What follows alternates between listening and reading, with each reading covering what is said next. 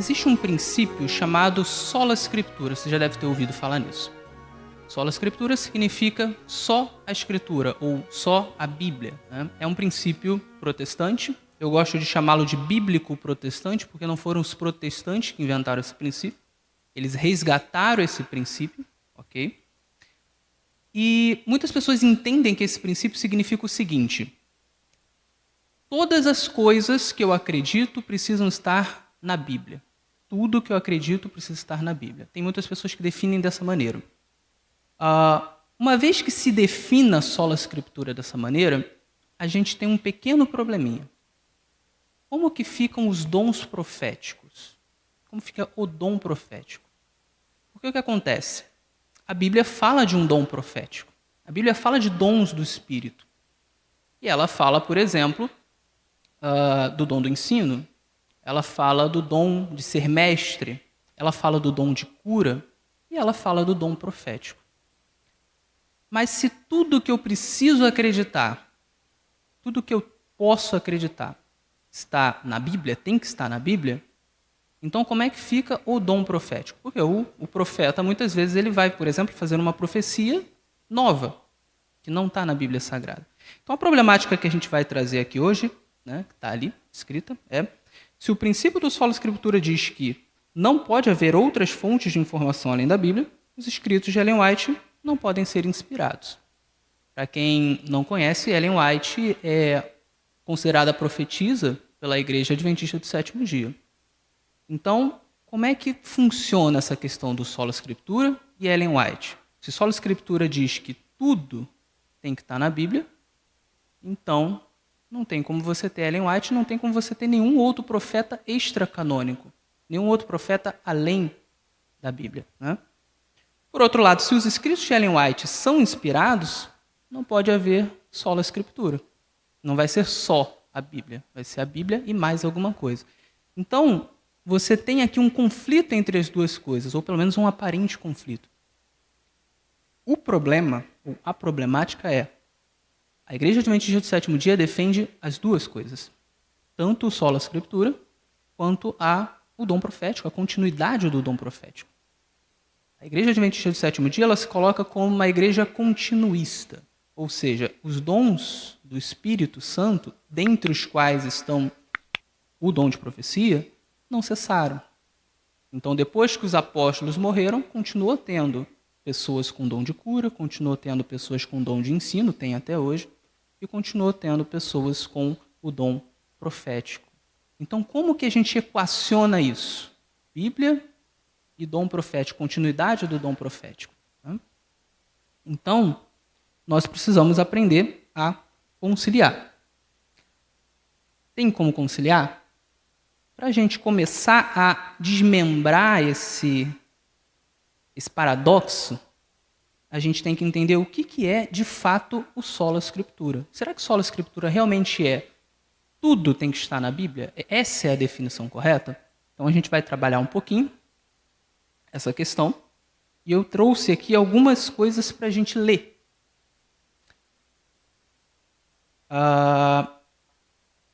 Essa citação aqui é uma citação de Lutero, diante da dieta de Worms, em 1521.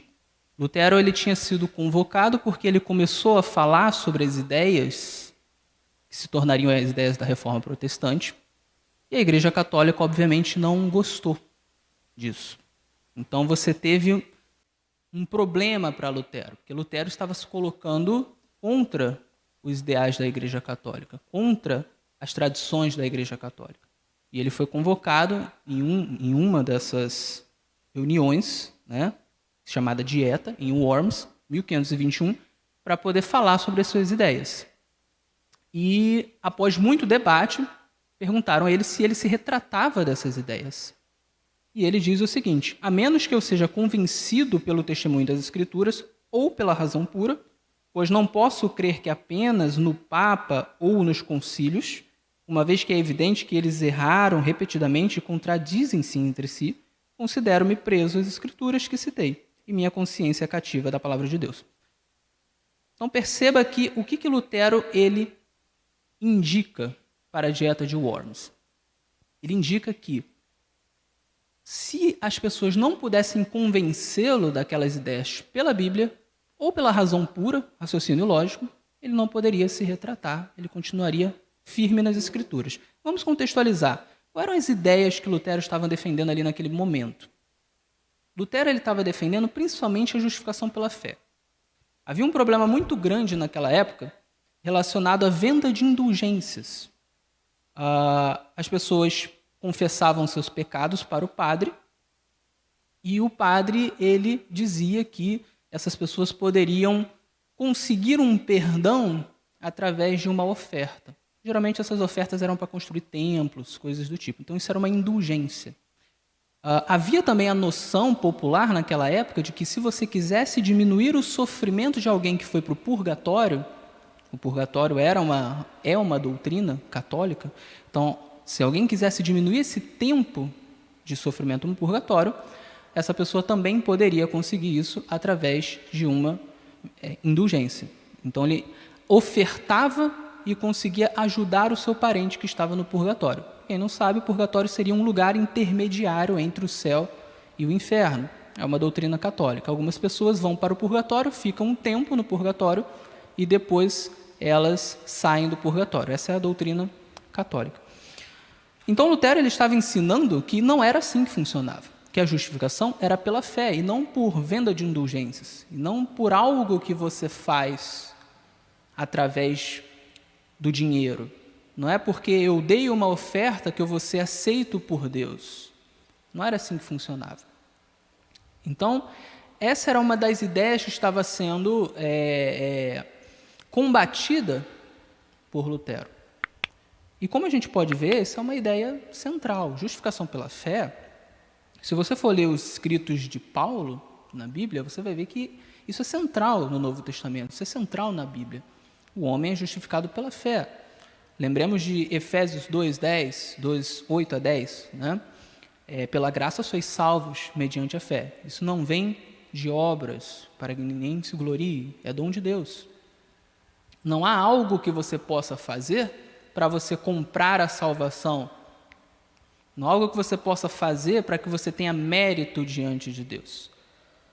Nós somos salvos pela graça de Deus, pela bondade de Deus, pela misericórdia de Deus, mediante a fé em Jesus. Que, obviamente, precisa ser uma fé viva, não pode ser uma fé morta, como Tiago vai nos alertar, mas é assim que funciona. Então, Lutero estava combatendo esse problema e ele vai dizer que ele só se retrataria das suas ideias se alguém provasse na Bíblia ou pela razão pura que ele estava errado. Então, eu quero que você note aqui uma coisa. Lutero não disse que tudo precisava estar na Bíblia. Ele estava dizendo que ele precisava que se provasse uma doutrina para ele pela Bíblia. Você percebe a diferença? Vamos continuar. Tem um outro textinho aqui que a gente pode ler, que diz o seguinte. Também Lutero. Somente a Escritura é o verdadeiro Senhor e Mestre de todos os escritos e doutrinas da terra. Olha só, mais uma vez ele está falando sobre doutrina. Doutrina não é igual a qualquer informação comum, certo? O que seria uma informação comum, uma informação não doutrinária? É qualquer informação da história, por exemplo. Se eu acho hoje um objeto arqueológico dizendo como que viviam os povos asiáticos antigos, isso é uma informação. Se eu disser que tudo precisa estar na Bíblia, então eu vou dizer, eu não posso crer neste documento que fala como que os povos asiáticos viviam antigamente, porque isso aqui não está na Bíblia. Não é assim que funciona, isso é só uma informação histórica, isso não é doutrina. O que é doutrina? Doutrina é uma coisa muito mais importante. Doutrina tem a ver com fatos básicos para a fé, com fatos básicos para a prática cristã. Doutrina tem a ver com, por exemplo, justificação pela fé. Isso é doutrina. É algo bastante importante, é um fato básico para a fé. A doutrina tem a ver com, por exemplo, os atributos básicos de Deus. Deus é onisciente, onipresente, onipotente. Deus é eterno. Isso é doutrina. São fatos básicos para a fé. Agora, fatos que têm a ver com questões históricas menores, que não vão alterar doutrina, isso não precisa necessariamente estar na Bíblia. E Lutero sabia disso. Então, a gente precisa delimitar bem a coisa aqui. Não é que tudo precisa estar na Bíblia. Doutrina precisa estar na Bíblia. O que não é doutrina, não necessariamente. Óbvio, não pode contradizer a Bíblia. Mas nem tudo está na Bíblia. Pedro Álvares Cabral descobriu o Brasil, mas a gente não encontra isso na Bíblia. Mas também não é doutrina. Entende? A gente passa mais um pouquinho e a gente acha aqui outro reformador, além de Lutero. Esse aqui. Que ele vai dizer o seguinte. Acho que eu vou ter que voltar aqui. Ok. As Escrituras Sagradas contêm todas as coisas necessárias para a salvação, de modo que tudo o que nela não se lê, nem por ela se pode provar, não se deve exigir de ninguém que ninguém creia como artigo de fé, nem julgar como requisito para a salvação. Então veja que ele delimita aqui o sola scriptura da seguinte maneira: tudo que é artigo de fé precisa estar na Bíblia. Tudo que é requisito para a salvação precisa estar na Bíblia. Se não for, tudo bem, não precisa estar. Percebe? Então ele faz uma diferenciação entre doutrina e informação. Quando ele diz aqui artigos de fé, ele está falando sobre coisas essenciais para a fé cristã. Esse documento aqui, do Thomas Cranmer, esse aqui é o artigo 6 dos 39 artigos de fé, né? Então, são os artigos básicos de fé da Igreja Anglicana. Ok? Então, ele faz essa diferenciação. Um pouquinho mais adiante, ele vai dizer o seguinte,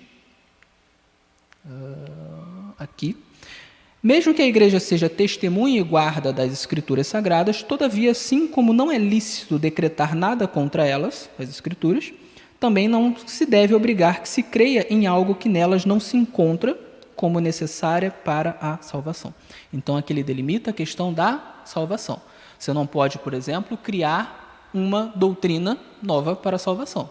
Então, por exemplo, se eu digo assim, olha, Deus me revelou que a partir de hoje você precisa ir a Jerusalém pelo menos uma vez por ano para que você seja salvo.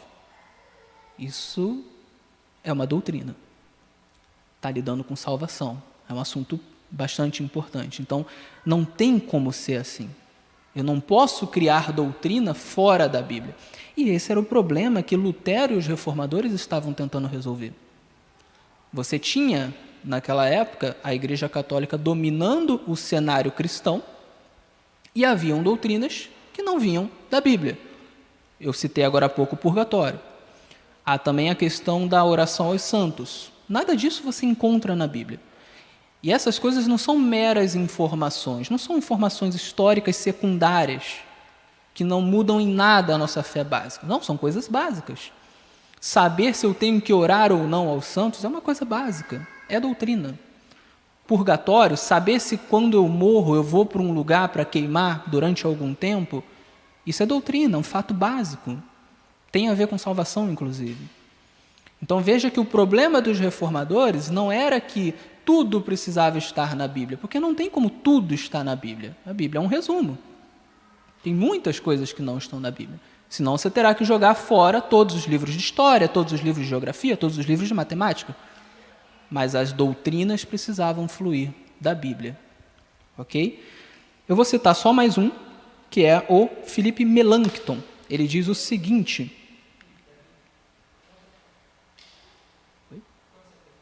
Ponto para ok.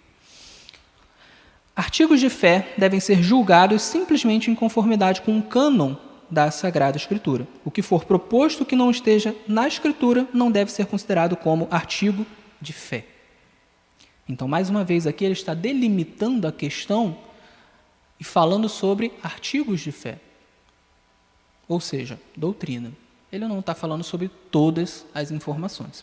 Então, quando a gente entende isso, a gente percebe o seguinte: a Bíblia ela não precisa ser uma regra para todas as informações. Você não vai adquirir todas as informações na Bíblia.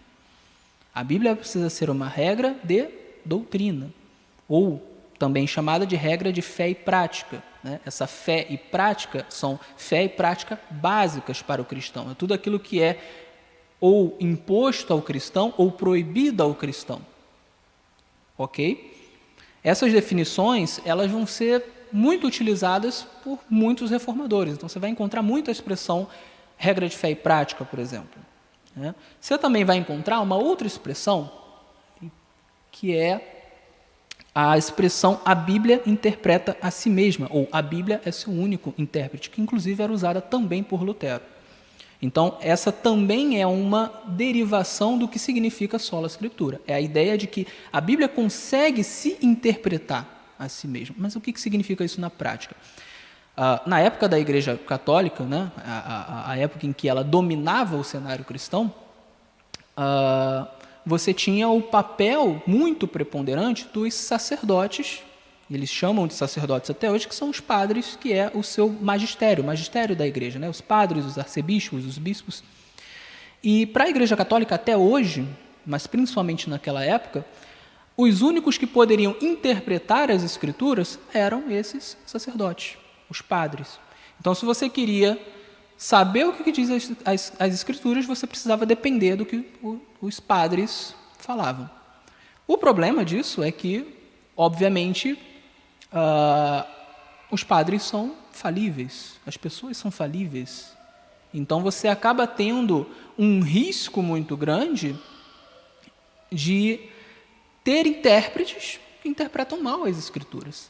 Então, no momento em que você coloca como intérprete último, máximo das escrituras uma pessoa, e não as próprias escrituras, essa pessoa ela pode interpretar mal. E aí como é que fica? Então, o sola escritura é um princípio que ele resgata essa questão de a Bíblia ser a sua própria intérprete e da Bíblia ser a regra de doutrina. Toda doutrina precisa estar na Bíblia e a Bíblia interpreta a si mesma. Ou seja, não existe intérprete infalível da Bíblia. Você precisa julgar o intérprete a partir da própria Bíblia. Ok? Esse é o princípio do sola escritura. Essas definições, elas não distinguem muito das definições dos próprios teólogos adventistas. Então, aqui a gente vai ver, por exemplo, o seguinte. Declaração de crenças fundamentais, né? Aquelas 28 crenças que a gente tem, né? O preâmbulo dela diz o seguinte: os adventistas do sétimo dia aceitam a Bíblia como seu único credo e mantêm certas crenças fundamentais como sendo o ensino das escrituras sagradas. Veja que interessante, muitas pessoas acham que a declaração de crenças da Igreja Adventista é um credo, mas a própria declaração diz que o único credo da Igreja Adventista é a Bíblia Sagrada. O que esse preâmbulo quer dizer? Esse preâmbulo quer dizer o seguinte: olha, embora a gente tenha aqui as 28 crenças fundamentais, embora a gente tenha aqui as doutrinas nessa declaração, não é essa declaração que é a nossa base. Essa declaração, na verdade, ela é um efeito do estudo da Bíblia. A nossa base, o nosso credo, é a Bíblia Sagrada. Isso faz diferença? Faz. Por exemplo, se pegar a igreja presbiteriana ela se baseia, entre outras coisas, na confissão de Westminster. Está lá na doutrina deles. É uma confissão de 1800, se eu não me engano, 60 e pouco. Quando você se baseia em um documento que não é a Bíblia, você acaba ficando engessado. Porque se o documento diz X, você vai continuar fazendo X porque você é adepto daquela confissão. Então, você acaba ficando um pouco engessado. Então, por exemplo, a confissão de Westminster, ela diz que o domingo é o dia de guarda. E a igreja presbiteriana até hoje acredita nisso. Percebe o problema? Ou seja, você não pode fazer com que uma declaração de crenças se torne o seu credo, se torne a sua base, a sua regra de fé. A regra de fé tem que ser a Bíblia. Quando os adventistas fizeram essa declaração de crenças, eles sempre deixaram claros, Isso aqui não é o nosso credo. Isso aqui é uma exposição das nossas crenças. Ou seja, se a gente estudar a Bíblia sob a orientação do Espírito Santo, sob muita oração, e perceber que a gente está errado, a gente muda. Porque as crenças fundamentais, a declaração de crenças fundamentais, ela precisa refletir a Bíblia, e não o contrário. Isso aconteceu ao longo da história adventista. É muito interessante isso. A igreja adventista ela foi se desenvolvendo ao longo do tempo. E eu me sinto muito satisfeito de fazer parte de uma igreja que, ao longo do tempo, foi deixando determinadas doutrinas que eram erradas e abraçando doutrinas que eram corretas. Foi desenvolvendo o seu campo doutrinário, porque não quis ter um credo. Percebe a diferença? A gente avança um pouquinho. No Tratado de Teologia, na página 49, você tem o seguinte: somente nas Escrituras Deus confiou à raça humana, sob a forma escrita, a suprema e autorizada revelação de sua pessoa e vontade, parâmetro esse pelo qual tudo o mais deve ser provado. Está na página 49. Então veja, para a Igreja Adventista, tudo o mais deve ser provado pelas Escrituras. Nas páginas 70 e 71, o tratado define sola escritura como o princípio de que somente a Bíblia, sola escritura, é a norma final da verdade. Então, até aqui, nós vimos que não tem diferença entre o que os reformadores falam sobre sola escritura e o que a Igreja Adventista entende. E aí a gente vem para a pergunta: e Ellen White? Como que a Igreja Adventista entende Ellen White? Seria ela uma exceção ao princípio do sola escritura? Será que Ellen White ela revela a doutrina, ela faz doutrina? Vamos ver. Na página 285 do livro Nisto Cremos, eu estou citando aqui só livros denominacionais, os principais, há a seguinte afirmação: os escritos de Ellen White não constituem um substituto para a Bíblia. E aí, por isso, não podem ser colocados no mesmo nível. Isso está no Nisto Cremos. Okay? É um livro denominacional.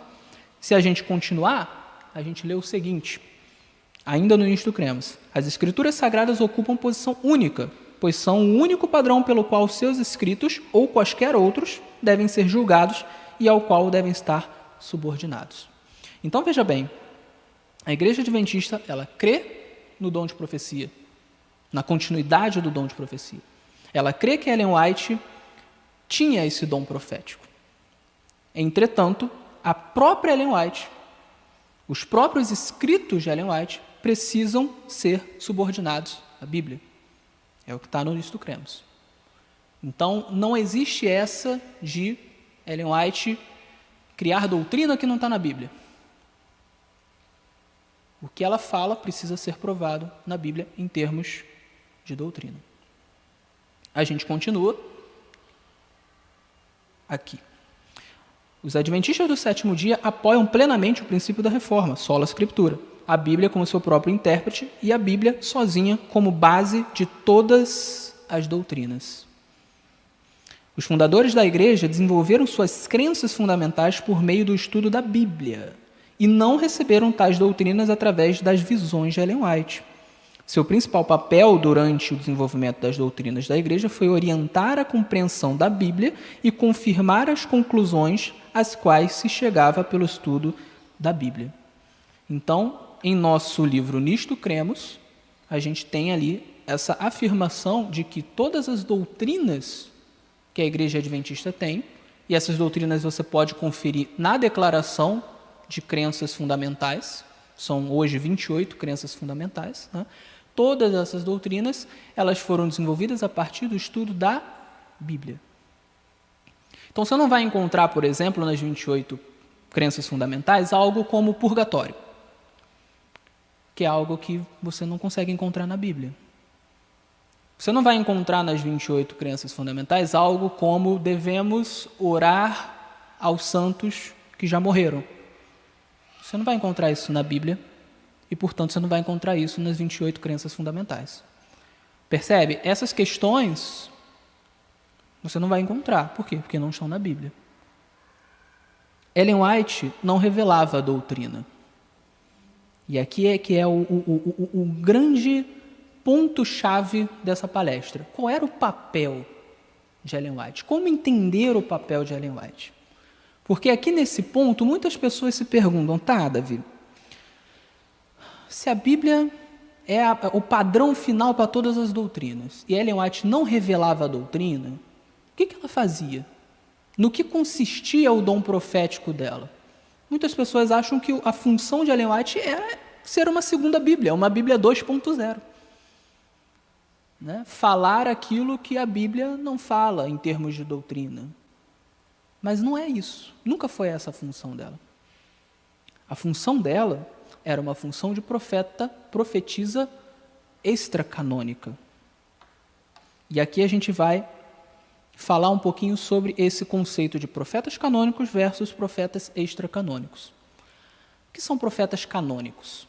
Profetas canônicos são aqueles profetas que escreveram a Bíblia, escreveram um livro, ou pelo menos uma parte da Bíblia. Daniel, Jeremias, Ezequiel, Isaías, todo o pessoal do Novo Testamento, Moisés. Essas pessoas são são profetas canônicos. Eles escreveram a Bíblia. O que eles escreveram se tornou parte do cânon das Escrituras Sagradas. São profetas canônicos.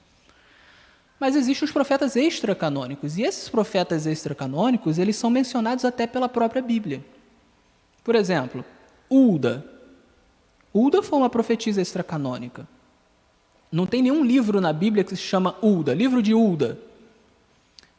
Ido foi um profeta extracanônico. Não tem um livro na Bíblia chamado o livro de Ido. Ágabo foi um profeta extracanônico. No Novo Testamento tem o João Batista, foi um profeta extracanônico. A Bíblia chama todos esses de profetas. Tem as 4 filhas de Filipe, foram profetisas extracanônicas, do Novo Testamento também. Todas essas pessoas foram profetas, tinham o dom de profecia, dado pelo Espírito Santo, mas não escreveram uma linha da Bíblia Sagrada. Então você veja, eram 2 tipos de profeta. Natã, a gente não conhece o que escreveu Natã, mas a Bíblia fala que ele tinha escritos. Ele teve visões e deixou escritas, mas não está na Bíblia. Muitos profetas escreveram coisas que não se encontram na Bíblia hoje, se perderam no tempo. Então, o que acontece? Ellen White não foi uma profetisa canônica. Ela não foi uma profetisa como Daniel, em sua função. Daniel teve, entre outras funções, escrever um livro que virou Bíblia. Ellen White não escreveu nenhum livro que virou Bíblia. Ela escreveu muitas coisas, mas que não são Bíblia. Percebe que a função é diferente? Não é igual, são funções diferentes. O profeta extracanônico, geralmente tem a função de fazer as pessoas voltarem à Bíblia. Esse é um ponto interessante. E nós, como continuistas, nós acreditamos que esse dom nunca cessou. Esse dom continuou. E aqui entra a segunda parte do que eu queria falar. Continuidade dos dons da Bíblia, do Espírito Santo na Bíblia. Não existe uma passagem na Bíblia que diga assim: os dons do Espírito Santo vão cessar quando o último apóstolo morrer. Existem cristãos que são chamados cessacionistas, eles acreditam nisso, que os dons cessaram quando o último apóstolo morreu. Os dons eram só para a igreja apostólica. Então, João morreu, acabaram-se os dons. Só que isso é complicado de defender. Primeiro, porque não tem nada na Bíblia que diga isso. Que diga que os dons, eles são apenas para os apóstolos, eles são apenas para o 1º século. Não diz, não tem isso na Bíblia. Segundo, existe uma passagem bíblica, aliás, várias, que falam sobre os dons na igreja. Dentre esses dons tem, por exemplo, o dom de ensino. Será que alguém diria que o dom de ensino não existe mais? Ele cessou? Ele acabou? Não existe mais pastor? Não existe mais ninguém que ensine? Não, ele continua existindo, mas faz parte dos dons. Então, se existe o dom de ensino, por que não existiria o dom de profecia? O problema é que os cessacionistas, eles entendem o dom de profecia como algo relacionado apenas a fazer Bíblia. Na mente deles é como se o dom de profecia tem como objetivo único fazer Bíblia. Então, se João, que foi o último apóstolo, morreu, fechou o cânon, não precisa mais de profeta. Essa é a mentalidade dos cessacionistas. Mas onde na Bíblia está escrito isso? Onde na Bíblia está escrito que o profeta ele só serve para fazer Bíblia? Em nenhum lugar. Aí o sola escritura. Cadê a doutrina na Bíblia de que o profeta só serve para fazer Bíblia? Não tem essa doutrina na Bíblia. O que você tem na Bíblia é profetas que ajudaram a compor o cânon bíblico e profetas que não ajudaram a compor o cânon bíblico. Profetas canônicos e profetas extracanônicos. E você vai encontrar passagens falando sobre o dom de profecia na igreja. Paulo, ele vai dizer em uma das suas cartas em Coríntios que o principal dom era o dom de profecia. Então, a gente tem algumas passagens, né? Não dá para ler todas elas, mas a gente tem algumas passagens falando sobre os profetas extracanônicos, então quem quiser conferir depois pela internet pode olhar. Nós temos aqui Uda, Débora, Natã, tem as passagens aqui, Ido, Jeú, Elias, Eliseu. E nós temos também algumas passagens falando sobre a continuidade dos dons, né? Então você tem aqui Paulo escreve aos Tessalonicenses sobre os dons. Você tem aqui passagem de Crônicas sobre o dom de profecia. Você tem a passagem de Provérbios 29, 18, que é muito conhecida, né? A ideia de que sem profecia o povo se corrompe, né? Existe essa passagem. Eu recomendo muito a leitura de 1 Coríntios 12 e 1 Coríntios 14, onde se fala principalmente dos dons. E Paulo vai falar sobre o dom de profecia. E vai falar que o dom de profecia é o mais importante. Ele vai falar que as pessoas deveriam buscar os dons do Espírito, em especial o dom de profecia. Então você tem várias passagens sobre a continuidade dos dons. E aqui, a gente já está terminando,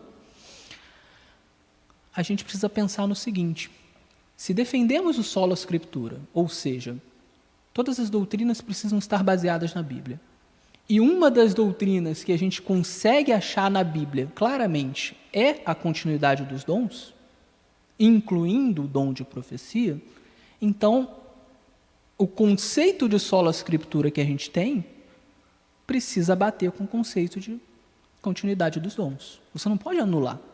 Você não pode dizer, não vou acreditar na continuidade dos dons, não vou acreditar na continuidade do dom de profecia, não vou acreditar que pode ter um profeta extracanônico. Mas está na Bíblia.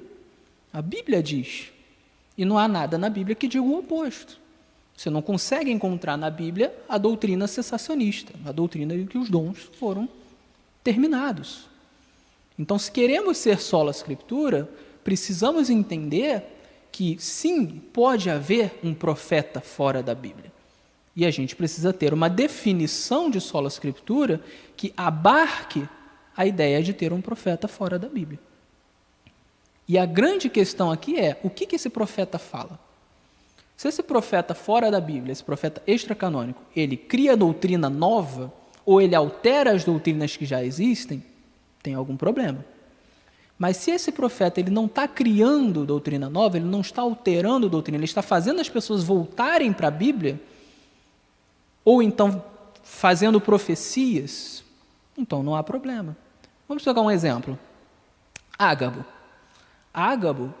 ele profetizou 2 vezes na Bíblia. É um profeta extracanônico. Está lá em Atos. Vamos ler, né? Se vocês quiserem abrir, Ágabo, Atos 11, 27 a 30.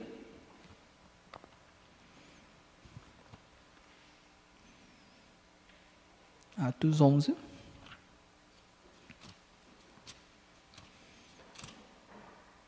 27 a 30, diz assim: Naqueles dias, alguns profetas foram de Jerusalém para Antioquia, E apresentando-se um deles, chamado Ágabo, dava a entender pelo Espírito que haveria uma grande fome em todo o mundo. Essa fome veio nos dias do imperador Cláudio. Os discípulos, cada um conforme suas posses, resolveram mandar uma ajuda aos irmãos que moravam na Judéia. E eles o fizeram, enviando essa ajuda aos presbíteros por meio de Barnabé e Saulo. Veja só, Ágabo não era um profeta canônico. Ágabo nunca escreveu Bíblia, mas era um profeta que existia naquela época. E ele fez uma profecia. Essa profecia estava na Bíblia? Não, era uma profecia nova. Uma profecia local, específica para aquelas pessoas. Olha, vai ter uma grande fome. Então veja, quebrou o sola scriptura ali? Não, ele não estava criando uma doutrina nova. Ele não estava criando uma nova forma de salvação, uma nova forma. Não. Ele estava simplesmente predizendo um problema que iria atingir aquela igreja. E através dessa predição, os apóstolos puderam se precaver. Mandaram pessoas para ajudar os irmãos que estavam desassistidos. Vocês percebem? Então veja bem, o profeta extracanônico, se ele não está criando doutrina nova, se ele está simplesmente ajudando a igreja com predições específicas, ou fazendo a igreja voltar para a Bíblia, então qual é o problema? Não há problema nenhum. Ele pode existir. Então pode haver o sola scriptura ao mesmo tempo em que há um profeta extracanônico. Tudo depende da definição que se tem. E como já vimos, a definição correta, a definição que os reformadores tinham, não era uma definição que excluía necessariamente qualquer coisa que não está na Bíblia. Excluía, sim, doutrinas que não estão na Bíblia. A exemplo das doutrinas católicas que eu mencionei agora há pouco. Já perto do final, o que a própria Ellen White dizia sobre o sola scriptura? Isso é importante, né? O que a própria profetisa dizia? Será que ela era favorável ao sola scriptura? Ou será que não? Que ela falou, não, nós somos igual aos católicos. Não acreditamos no sola scriptura. Será que era essa a posição de Ellen White? Vamos ver. No meu livro, que eu falo sobre esse assunto, eu costumo dizer que eu escrevo melhor do que falo, então, se vocês não gostarem dessas palestras, o livro é melhor. Os 3 primeiros capítulos, eles contam com 110 citações de Ellen White sobre o sola scriptura. Ok?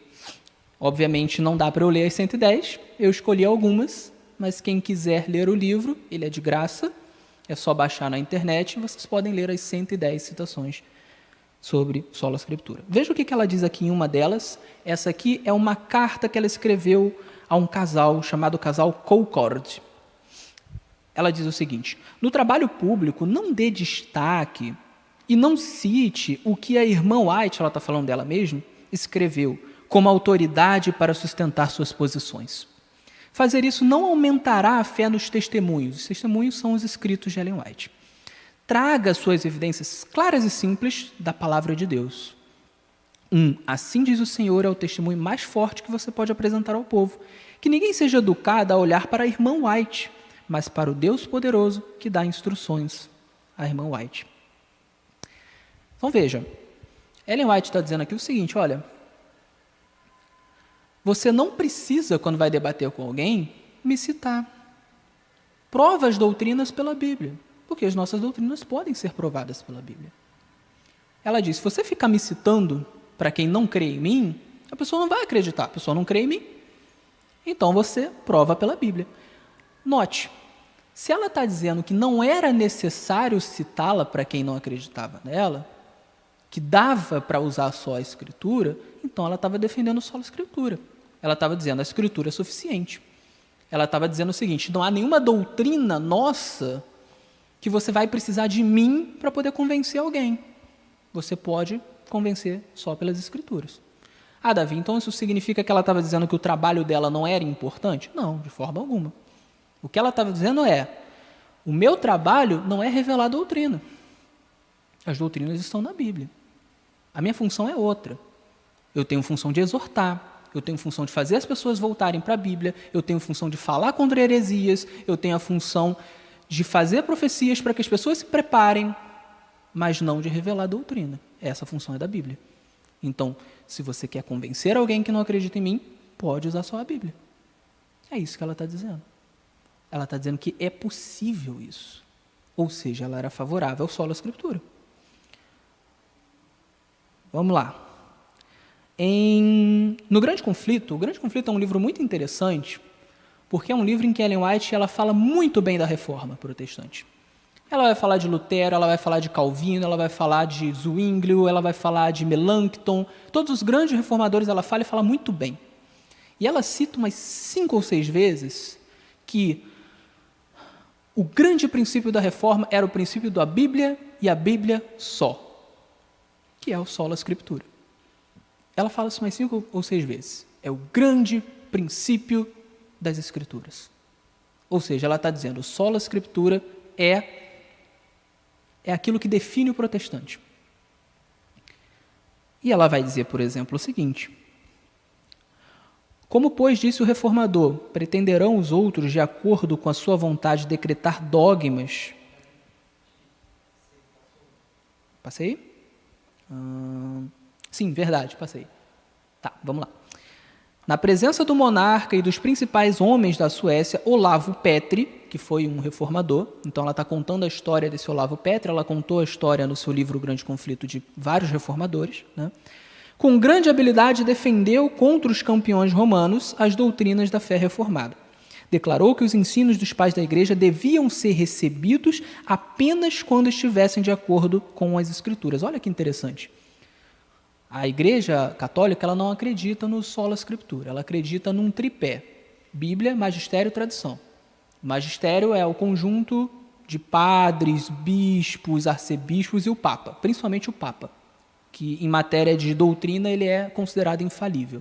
E a tradição da própria Igreja Católica, certo? Então, os pais da Igreja, que são os primeiros grandes teólogos da Igreja, né, eles são considerados pela Igreja Católica como estando no mesmo nível da Bíblia, em termos de doutrina. Ou seja, se uma doutrina não está na Bíblia, mas está nos pais da Igreja, está na tradição, está no magistério, o católico acha tranquilo, tudo bem.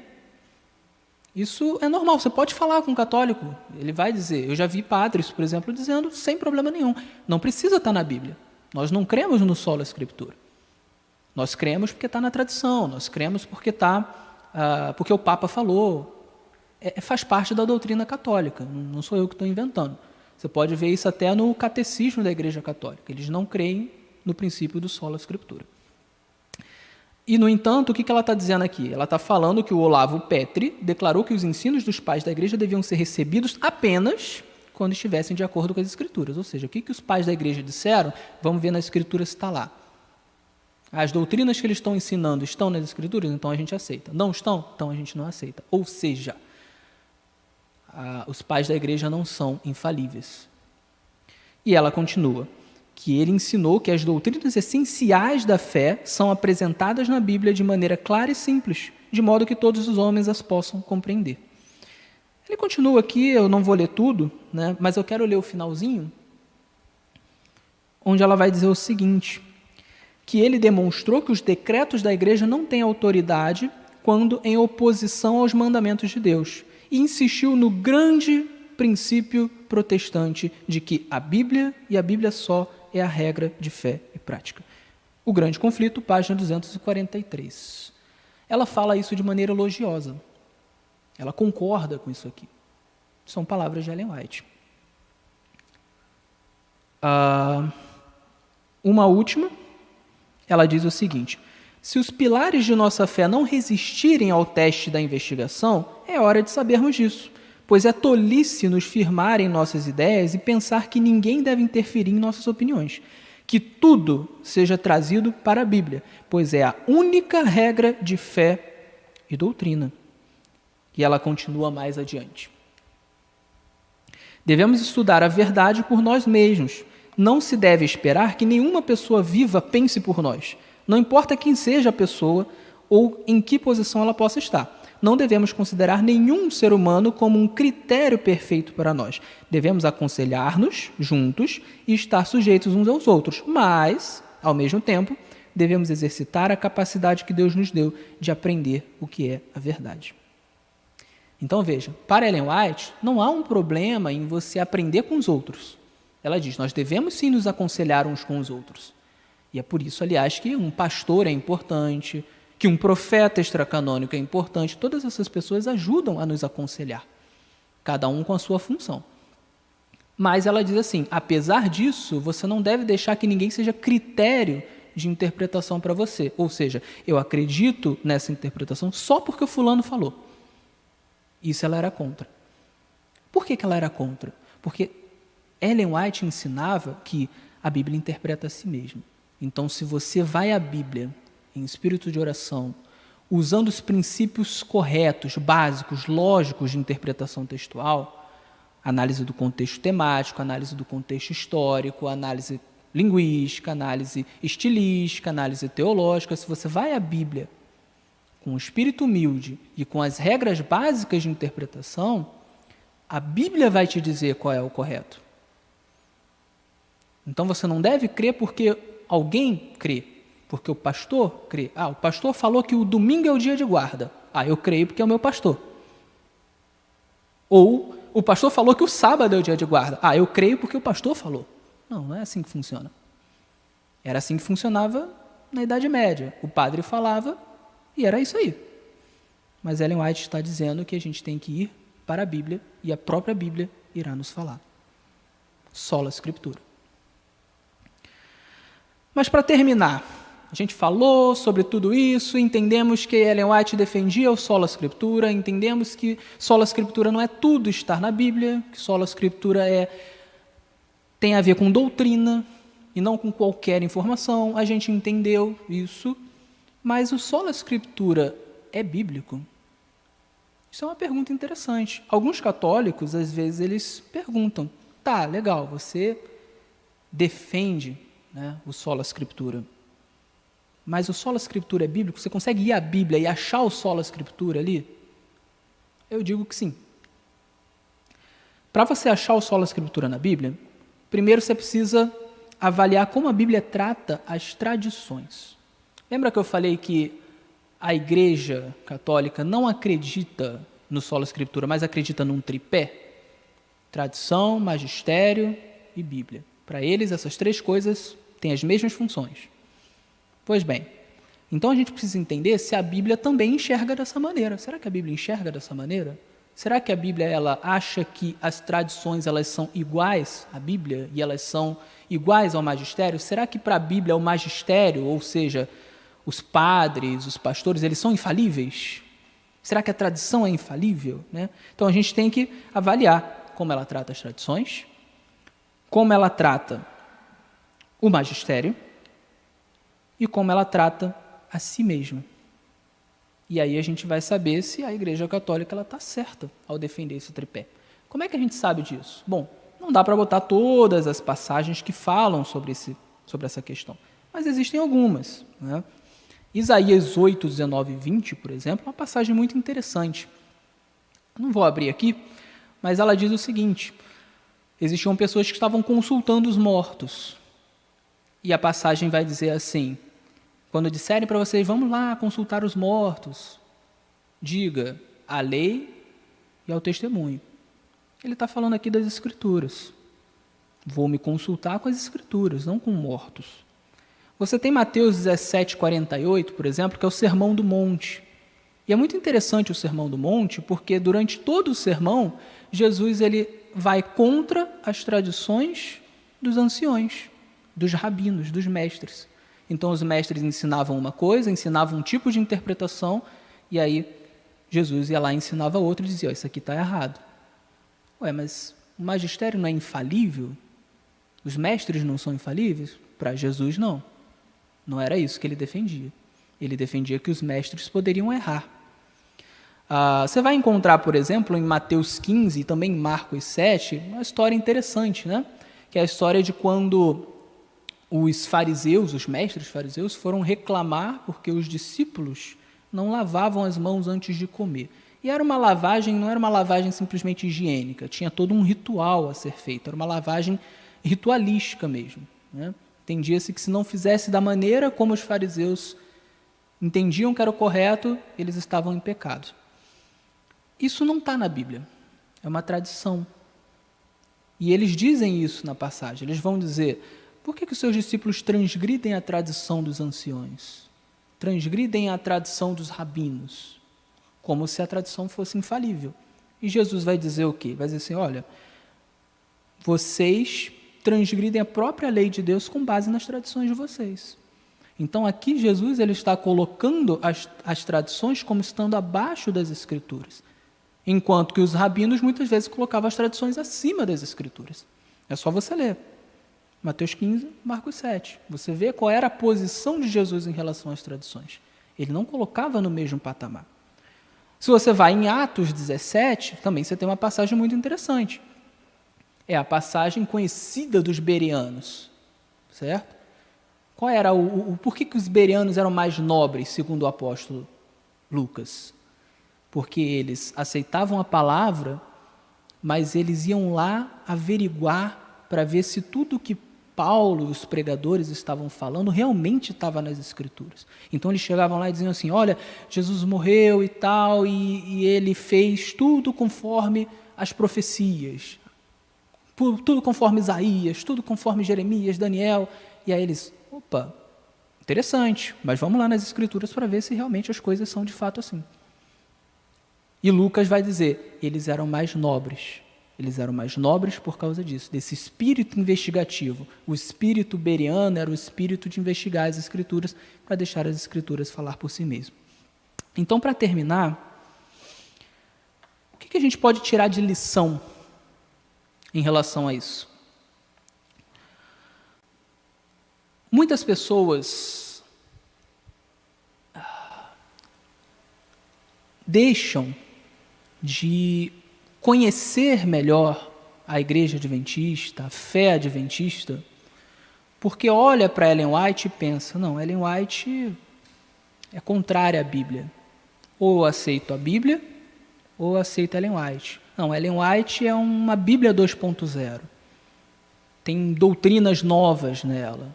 Tem coisas que são contrárias à Bíblia em Ellen White. Ellen White é uma rival da Bíblia. A Igreja Adventista é igual à Igreja Católica nesse sentido. Ela tem duas fontes de doutrina.